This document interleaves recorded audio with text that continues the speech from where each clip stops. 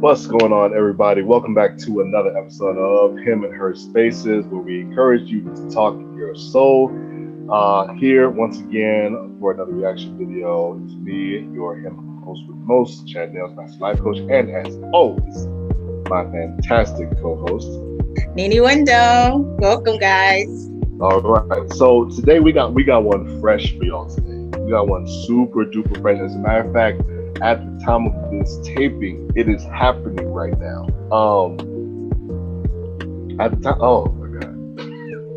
So shout out to this has been covered in a lot of places. I actually came across it in off of Forbes.com, which you know is a pretty trusted source.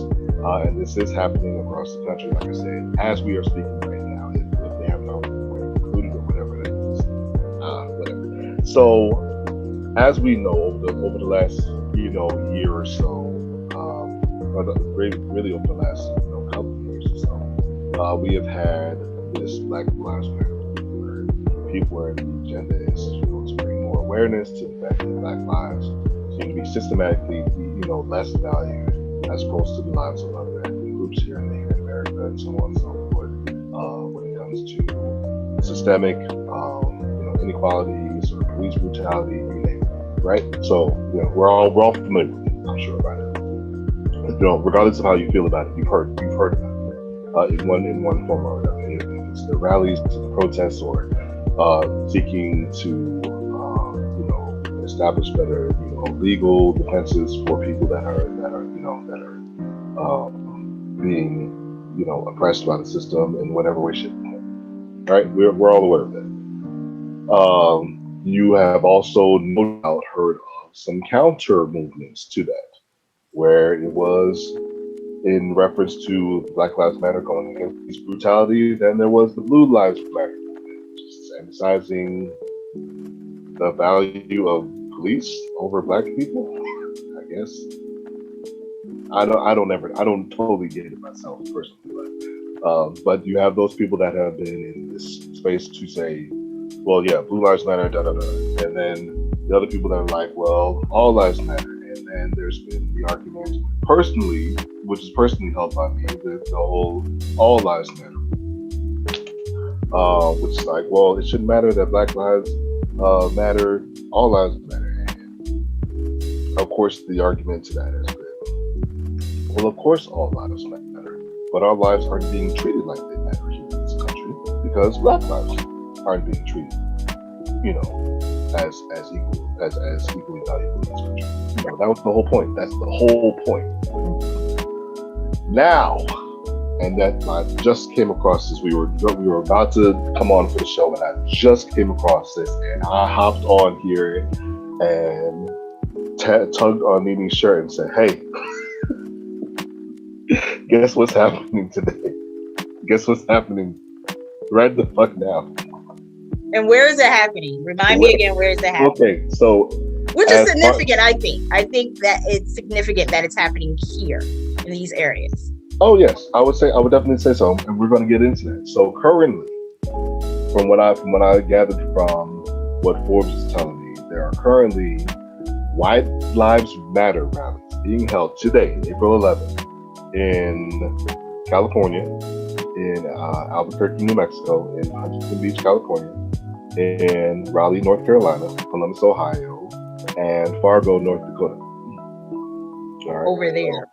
Pretty decent span of territory, right? Everything from West Coast, and then you got that a lot of West Coast and Midwest, and then South, right? Nothing in the Northeast where we're stationed right now, but the sentiment, I'm sure, is somewhere in here, even if it's not an organized rally. I'm sure the sentiment is being held by somebody, some group here, who ain't got the skill to do a rally like that. I don't think that's something people want to do. And it's not something that you should really want to do anyway. But you got pockets where there is a concentration of these things, right? So, Nini, it's not even through the veiled stance of Blue Lives Matter. It's not through the veiled stance of All Lives Matter. It's no longer through moving moving focus from Black Lives Matter to the Stop Asian Hate and Asian Lives Matter, which is very, very recent. And we can get into that a little bit too. But now it is just flat out there, like flat out, White Lives Matter. And of course, my first thought, and I'm sure I'll bet you, as well as I know you, this is also your first thought, is when the fuck did they not matter? Right. So right. At so what point? I'm gonna let you take a swing at that first. Right. So my thought process is, I mean, if you want to protest, that you have every right to do so. Do it. No doubt. Like if that's what you feel. But no doubt. Hands up, don't shoot. Do you think? Right. But I'm just curious, and examples of when white lives did not matter in this country. That if you want to protest it. I get it. Do it. You have the right to do that. Freedom of speech. Have at it. But at what point in history, in American history, where white lives did not matter, where you have people shooting up Black churches and getting walked out in bulletproof vests and then getting offered Burger King. Did that point sandwiches. Did not matter. Or when cops are walking past people with rifles in the street who happened to be the shooter that just left but you're walking past this guy in the street holding a rifle and he didn't get approached, didn't get nothing. But you have people who I watched the video I want to say yesterday, where it happened 2 years ago, I believe. And this and I want to make sure I don't want to misquote anything, but it happened 2 years ago where this Black guy got pulled over. No. He was walking outside to take out his trash, right? The cops had just recently got a call that there was a battery thing, a domestic violence thing, right? Okay. Never got a description of the guy. They pull up on this guy who was taking out his trash and immediately told him to turn around and arrested him. And in the body cam, the guy's like, what did I do? I'm taking out my trash. I live here. The cop was like, I honestly don't know who we're looking for, but for our safety, we need to arrest you. Come to find out, the person that they were looking for that was involved in a domestic violence call was a white guy who lived 3 blocks down from where this guy was coming outside to take out his trash. Right? So they had obviously racial profiling. Give me an example of when that happened to a white person. Right? Give me an example where you're walking through the store, right? Where you're walking through the store and you're being followed around the store because of the way that you look. Give me an example of that. If they can provide those examples of those situations or similar situations, have at it. But they're holding a rally, they're holding a protest on something that's not, and I'm not saying that it's insignificant, because again, freedom of speech and you can do what you want to do, but it's irrelevant. Irrelevant and highly redundant. You said highly what? I didn't catch the last part. Redundant, very redundant. But the fact that you are a white person living in America, you are the priority. You are the American. You are the strongest link. Right now. As far as how the system is set up, you're already the strongest thing. For you to have to go out there and give me like, what about us? Like, my dude, what about you? Right. What about you? Like you have it better off than a lot of people. Not to say that there aren't poor white people. Not to say that there aren't white people who aren't better off. Of course, that is absolutely the fact. But by and large, you are still the dominant demographic in this country. By and large, even with there being a significantly higher amount of people of color, here in the country in terms of black and brown people, blacks, Latinos, Latinx, Asians, and so on and so forth. Even with there being a higher concentration, the system still skews to you. Mm-hmm. So for you to feel like you have to,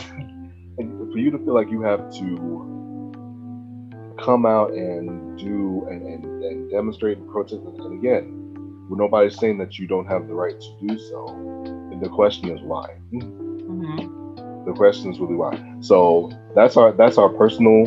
I'm sure that's like our personal stance onto it. I want us to shift a little bit over into the coaching mindset. And of course, as always, this is not this is not to be taken as professional advice or anything like that. This is just two coaches that are utilizing their training to bring to bear on various situations and circumstances and so on and so forth. But what I see here is a very large scale perceived threat that they're now taking action on. Give them credit for taking action on it, however skewed it may be.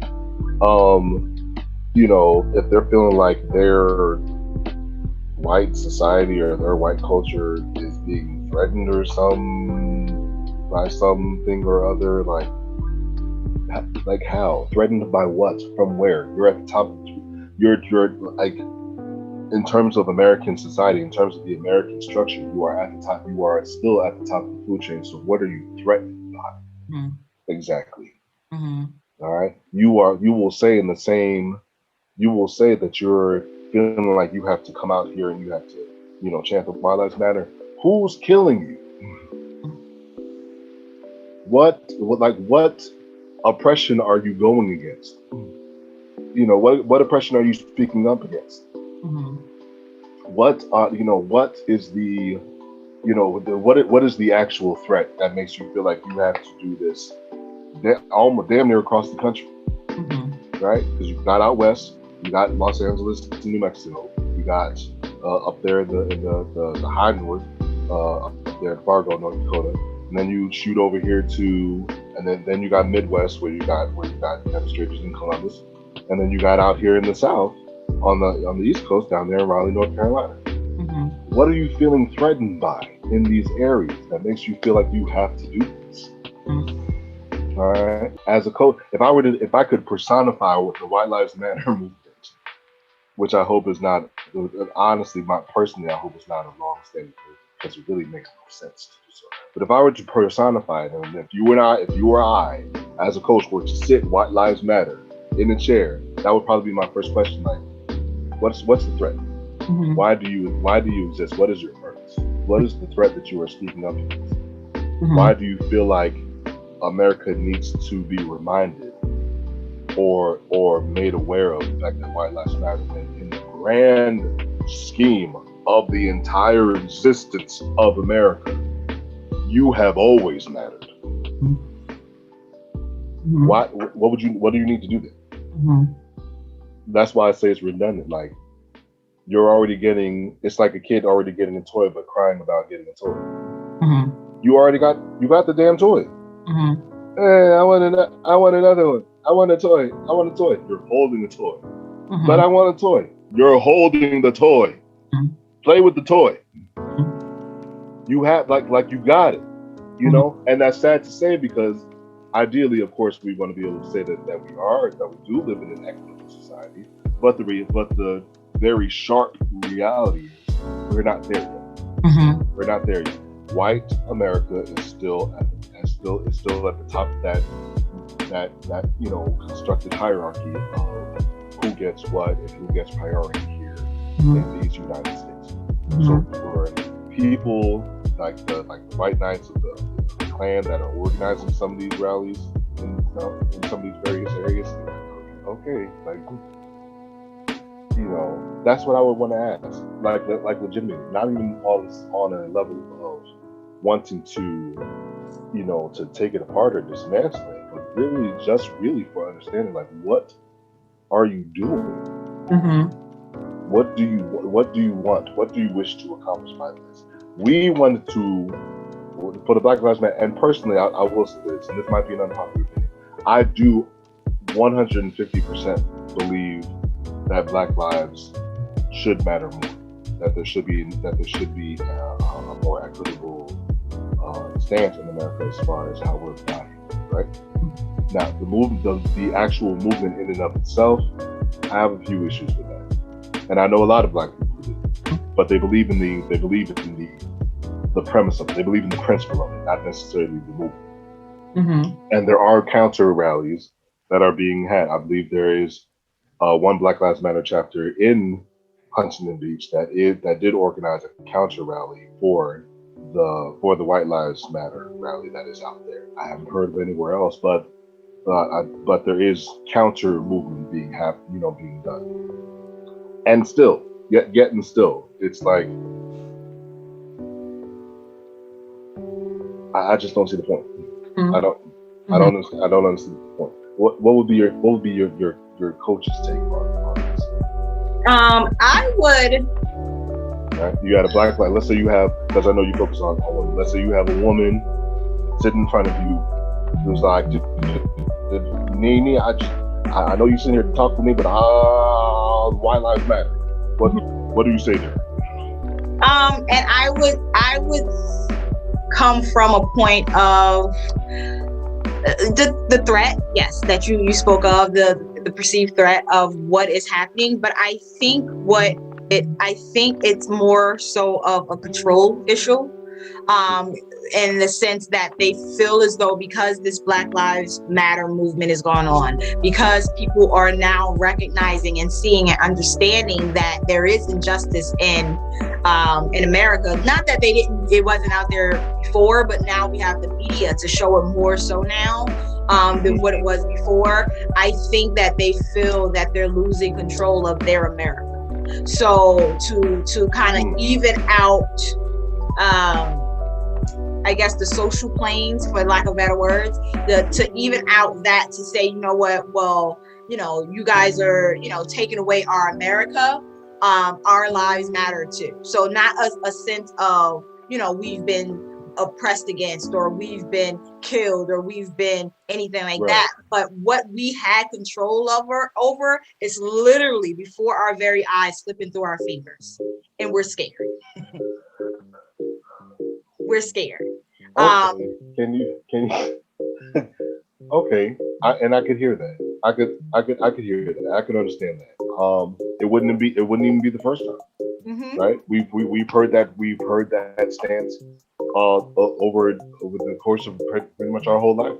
When they do come out, I remember there was a massive, back in the day, I want to say back maybe in the late 90s, there was a massive Klan rally in Midtown, in Manhattan. And we had to drive through. I was heading out to Brooklyn, and we had to drive through it. My boys said we had to drive through it, and we were just sitting there like, "Yo, this is nuts! Look at all the white people, and they're angry, like they're angry." It's just all this indignation and all of this vitriol. And again, not that there is a real threat, but that is a very perceived one.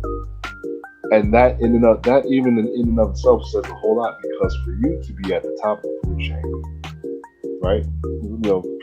Figuratively speaking, for you to be at the top of the hierarchy, and for you to be able to say, I feel threatened by those who are under me, and for them to come up, that is an issue. For me to perceive them rising up is an issue for me. That, even by its nature, would seem to point very heavily towards the fact that you wish for them to stay there, right? Because for them to stay there, you feel safe. For them to stay having less, for them to stay not being as much of a priority, for them to stay not being as equitable, for them to stay being more impoverished, but not having as much access to resources, not having as much access to quality of goods or services as you. For them to not have that says to me that you feel safe with that being the case, right? Right. Like this country doesn't have enough resources to go around, right? Or whatever. Right? But that also tells me you are very acutely aware of what your stance is in that hierarchy. Mm-hmm. Of and course. that you wish for, and that you wish for it to remain as such so that you can continue to reap the benefits for you and your children and your children's children and so on and so forth. Mm-hmm. And that right there is just like, I would want to ask it. Do you not, for me to put it that way? Do you not see the issue there? For you being a White Lives Matter protester, to then look at me as a black man, you as a black woman, and say, I am threatened by you achieving more quality of life. Like, when you, yeah. Do they see, my opinion, do they see that that's what's happening? Yes. Subconsciously. That's a good question. Right. But my thing is, because no one, and I want to be respectful. I mean, I want to have my own opinion and I want to not sugarcoat, but I still want to be respectful. In order to put a rally of that together, in order for someone to come together and say, we're going to do this White Lives Matter bid, they have to know what's going on. They have to see that these things are happening in the world. And because I'm afraid of losing, because minorities are coming up. And when I say minorities, I mean brown people, which includes Hispanics, Asians, and anyone who's not white. Brown people are coming up. Yellow and brown, they're coming up. And that scares, for someone who has built a foundation on racism, built a country on racism and white supremacy and white power and all that, those people, because it's not everyone, it's just those group of people, that's very scary. And for me as an abuser, you think about a domestic violence situation where the male who's the person who's committing the violence, or the perjury. Thank you.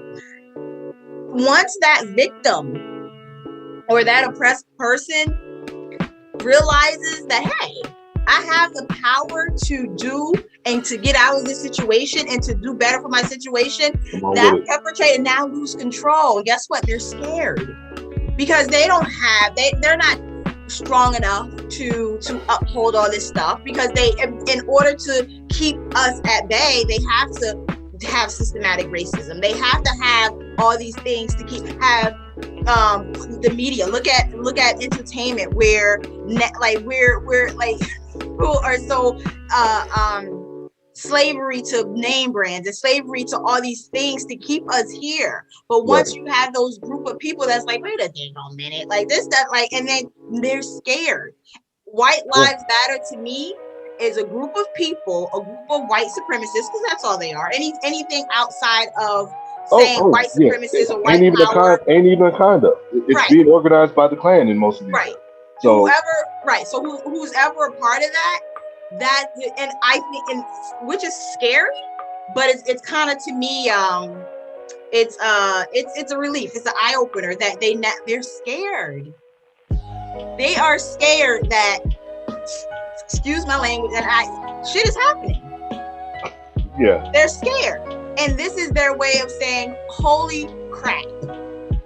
These things that we thought we had control over are literally slipping through our fingers. The fact that we now have a new president was an eye opener and that, I think, honestly, all of this is a reaction of the new presidency and the fact that they no longer have that person in office and had office to help them, as a puppeteer. Try to keep that momentum going, like he's doing while They're scared shitless right now.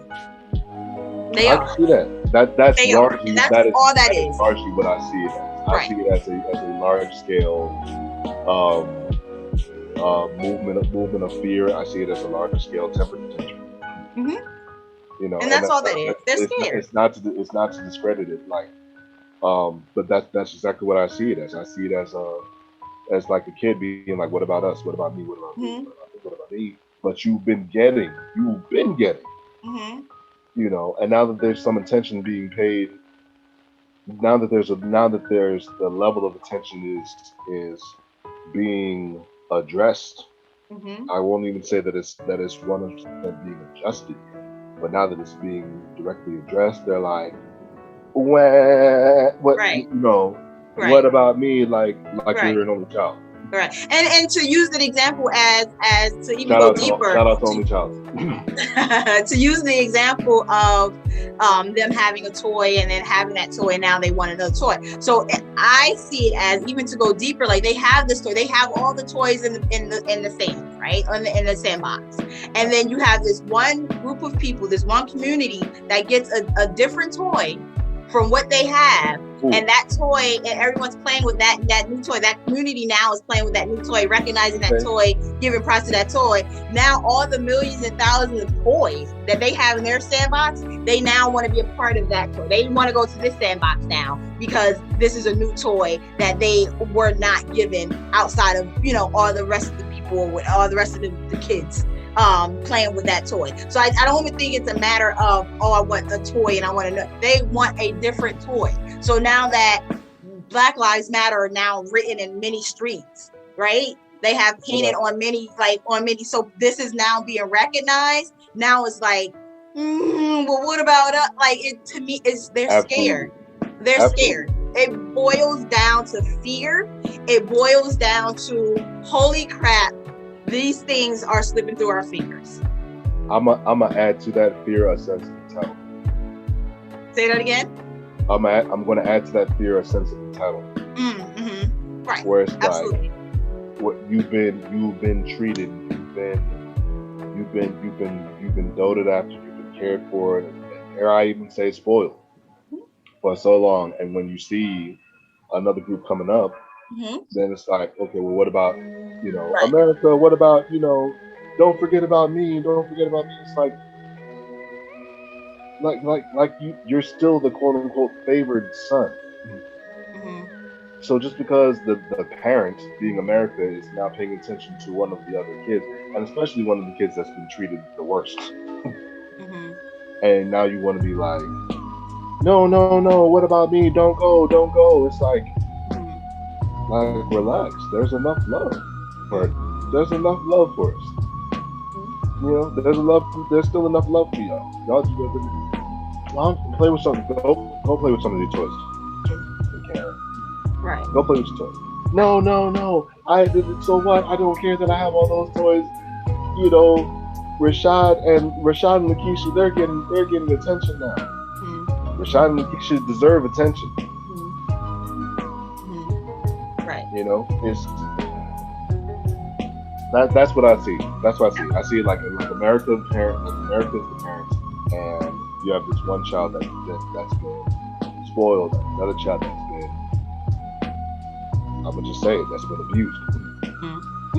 And now the focus is being shifted towards the abused child. Like, hey, we're starting to recognize, as a parent, we're starting to recognize that we haven't treated you well.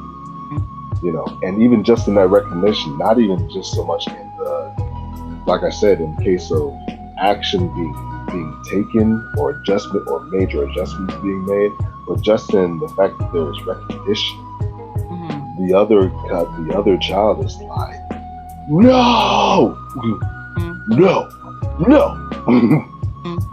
it's me, and the black child is like, no, it really has to be both of us. It really has to be both of us. We are both, we're here, even with us being adopted, which the black community kind of is by America. We're like the adopted child. We come from another mother, and we were kidnapped, and we were brought here, and then kind of brought into this forced adoption type of thing. Right. But the fact of the matter is, we're here. We're here. We're part of this family. Okay. With Luis, and which the Hispanic and Latinx child, and and Beifong, who's the Asian child, and Tommy and Karen, and then there's Rashad and Keisha and Luis and Maria, and we're all here. And it's time for Rashad and Keisha to get a little bit more attention. But right now, Beifong's getting a little bit. What's so funny, just as a small incident, this whole Asian Lives Matter thing, this whole Stop Asian Hate in regards to the discrimination that has been happening against the Asian and Pacific Islander, the Asian American and Pacific Islander community, and so on and so forth. Oppression on any level. Not that we should have to say this, but apparently we have to say it, because if we just go in on Black Lives Matter, then sometimes people think that we don't care about the other. Oppression on any level sucks. Oppression on any level is wrong. All right, I'm pretty sure I can speak for both of us when I say that. Absolutely.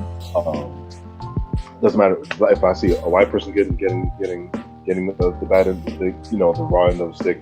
I'm gonna want to say something. If I see a Hispanic, Latinx person getting bad in the stick, I'm gonna want to say something. If I see an Asian person getting bad in the stick, I'm gonna say something, especially for my brothers and sisters. Right? All right. That's the humanity. That's the humanist viewpoint that we should have. Ideally. Right. All right. The fact that I have to say that as a disclaimer, even though we're speaking mainly about Black Lives Matter and this now diametrically opposed movement that is happening as we speak, is to the fragility of what we're encountering as far as race relations and cross-cultural dynamics in the country. The fact that I even have to say that sucks to me to have to say that. But having said that, what's happening with Asian community, with Asian community, and how it is getting a lot of, in terms of its inception to the level of response that it's gotten, way faster than Black Lives Matter. I have not heard anybody. I haven't seen any white person. I haven't seen any white or non-white person come at this Asian woman and be like, "Oh, y'all are doing it wrong." Not like they came to Black Lives Matter at all. Not like people have lost their lives already. It's very unfortunate. That shooting in Atlanta where the guy was going through and taking out all the salon workers, the spa workers, and so on and so forth. The police chief was just like, "Oh, he was just having a bad day." I looked at that and was like, "Can somebody have a bad day looking at you like that?" No, because they're actually going to jail. The fact that it was a white shooter and it was Asian, it still speaks to, even with them being more universally accepted than the Black community or the Latino. That is how the hierarchy fits.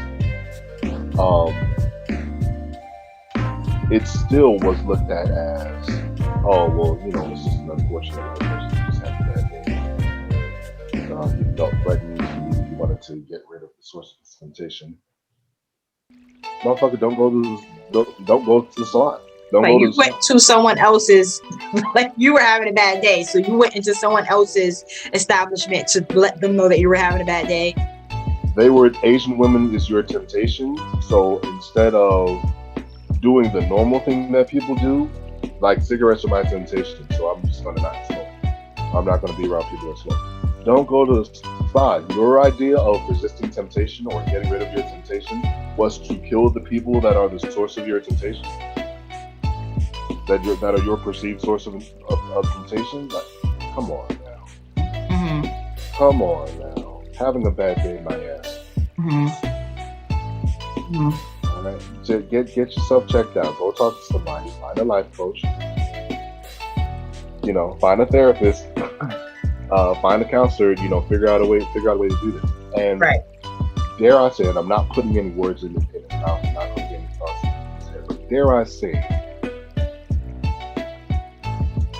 white people who decide to go that path, I think it is just minutely easier for them to do it because they have an awareness of how they will be treated by the justice system should they do something like that. They don't. I believe that they have enough wherewithal of what happens in this country to say, I'm white, but I want to do this. I want to do this, and I'm white. I understand that if I were not white, the judgment or the vindication against me would be harsher. But because I'm white, I know that relative to me being a part of some other group, I'm gonna get a slap on this. So I'm gonna go do it. Let me go load up my AK. I'm gonna do it. Mm-hmm. I'm gonna do it. Mm-hmm. Black person load up an AK. Mm-hmm. You walk out the door with that bag, mm-hmm. and somebody suspects something. That is the end of your run. Mm-hmm. That is the end of the run. Do not pass go. Do not go to where have they taken some of these shooters? To what? Chipotle, Mm-hmm. Burger King. Somebody got a Subway sandwich. Got a nice little coat going because it was chilly. A blanket. Got a cup of coffee. It's like, you killed a bunch of people, but is coffee okay? Mm-hmm. Sugar and cream with that? Yeah, I would like a latte, officer. Right. Clean short. And I'd like some soap to wash the blood off my hands. Right. And again, I wish I was making this stuff up, but that's what we've seen happen. Mm-hmm. So for all this to culminate, for a lot of this to culminate now in this Why Lives Matter protest, this very, very, very real thing that is happening. Like I said, as we speak, right? Because right now, it's 2 here on the East Coast, so it's like 11, or coming up on 3. It's coming up on 12 in Los Angeles. So I would imagine that I would imagine that in Los Angeles it is happening right now.